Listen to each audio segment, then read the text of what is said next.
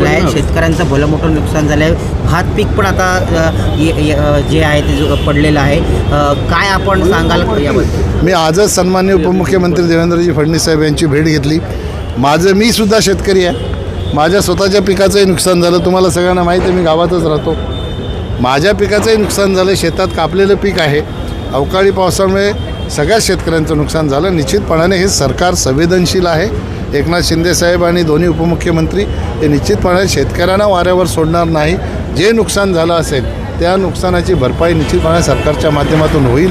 मी त्यांना आज भेटल्यानंतर उपमुख्यमंत्र्यांना त्यांना विनंती केली की अशा प्रकारे शेतकऱ्यांचं नुकसान झालेलं आहे. काही पिकं कापलेली आहेत आणि त्याच्यात पाण्यात भरली गेल्यामुळे संपूर्ण पीक नष्ट होण्याची भीती आहे. तर ह्याचा तात्काळ पंचनामे वगैरे करण्याच्या सूचना दिल्या पाहिजेत. अशा प्रकारची विनंती सगळ्या शेतकऱ्यांच्या वतीने मी त्यांना केली. सर, आरक्षण सगळ्यात आधी आपल्या सगळ्यांच्या माध्यमातून माझ्या लोकसभा क्षेत्रातील जनतेला, तमाम देशातील जनतेला दिवाळीच्या मी हार्दिक शुभेच्छा देतो. आणि खऱ्या अर्थाने यावर्षी आपल्या राज्याचे उपमुख्यमंत्री सन्माननीय देवेंद्रजी फडणवीस साहेब आणि आमचे प्रदेशाचे अध्यक्ष बावनकुळे साहेब यांनी भारतीय जनता पक्षाच्या सगळ्यात प्रमुख लोकांना आदिवासी वाड्या वस्त्यांवर जाऊन, आदिवासी तांड्यांवर जाऊन दिवाळी साजरी करण्याची सूचना केली. आणि माझ्या मतदारसंघामध्ये मी कालपासून याला सुरुवात केली.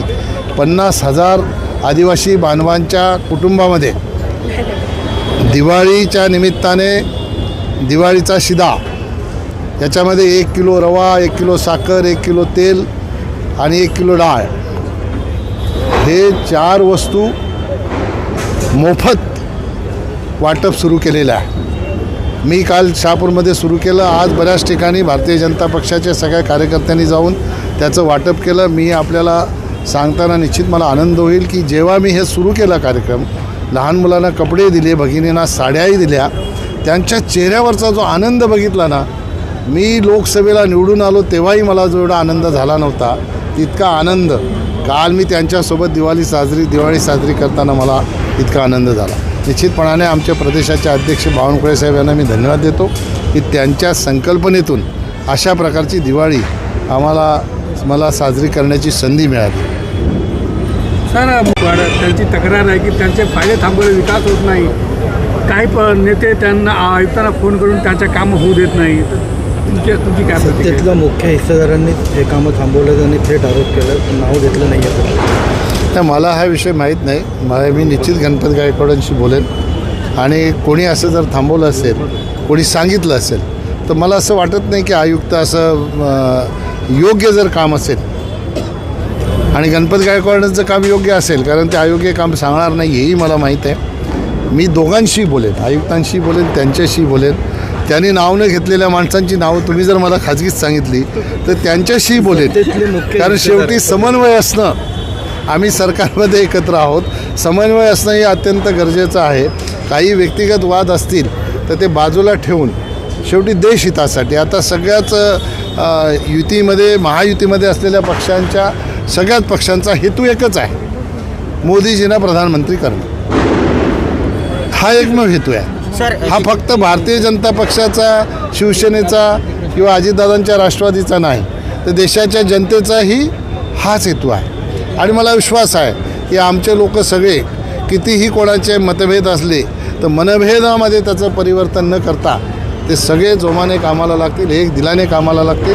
आणि पुन्हा एकदा 2024मध्ये मोदीजींच्या नेतृत्वाखाली या देशामध्ये सत्ता येईल. सर, आपण मंदिर म्हणजे वाढवलेलं आहे, ते महाराष्ट्र असं का होऊ शकत नाही असा सवाल अशोक चव्हाणांनी केलेला आहे. अशोक चव्हाण साहेब स्वतःच मुख्यमंत्री होते की 80% केलं असतं तरी विरोध कोणाचा होता.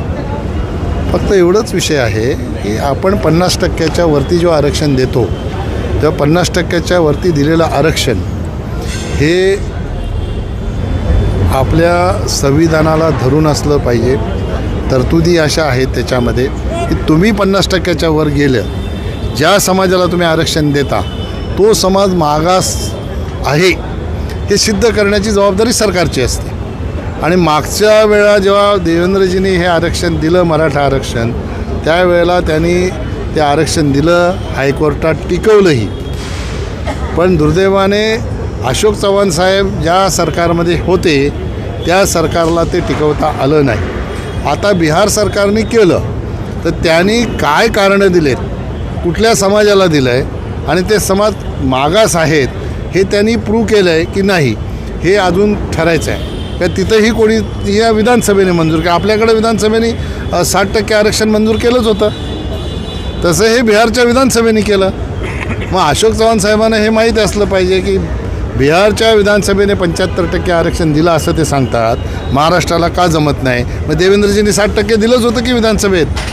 आता बिहारमध्ये जर कोणी कोर्टात गेलं तर ते कोर्टात टिकेल की नाही टिकेल हे मला आज सांगता येणार नाही. हे कशाच्या आधारे दिलं आहे, त्यांनी काय त्याला क्रायटेरिया लावलं आहे त्या समाजाला, तो समाज किती मागास आहे. आपण बघितलं असेल तर मी टी व्हीत पाहिलं, तुम्ही टी व्हीत पाहिलं, ते मागास समाज अशी पट्टी येत होती.